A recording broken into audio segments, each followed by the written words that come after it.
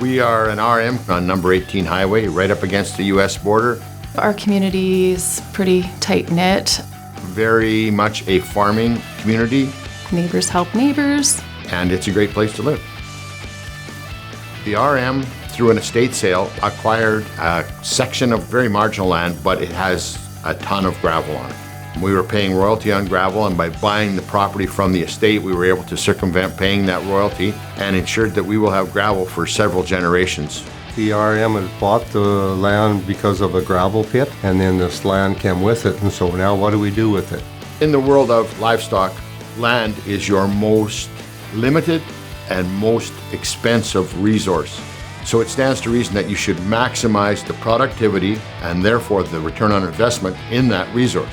I got involved with this program because of the planned grazing, which was what we do at our ranch. It simplifies where the cows are, where they got to go. Mostly it's for the soil health, and it's been improving year after year after year. My husband and I and his parents and our children are regenerative ranchers, and so this really piqued my interest. Overgrazing was if you had 20 cows in a quarter section and you added one more cow while you were overgrazing it. We decided that we had to make some changes at our place, and regenerative ag checked a lot of boxes for us.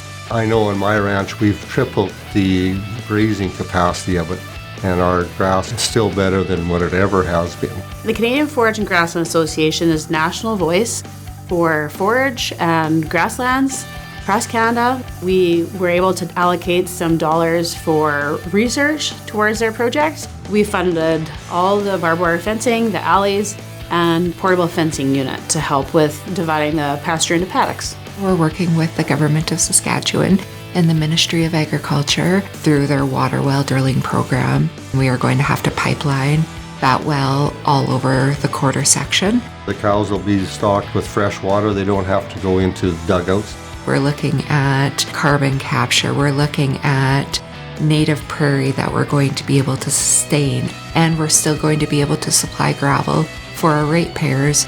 In the spring, the RM had talked about reaching out to different researchers in the province to learn more about getting people to do projects at this site because it's such a unique site, especially in this corner of the world. The renters coming up can just walk in. They don't have to worry about fencing. They don't have to worry about water. If we can scientifically show that you can get more pounds of gain out of the same acres of land by managing it differently, then everybody's going to benefit. The Municipal Council were supportive right from the beginning, and they wanted to see that native prairie be able to stay.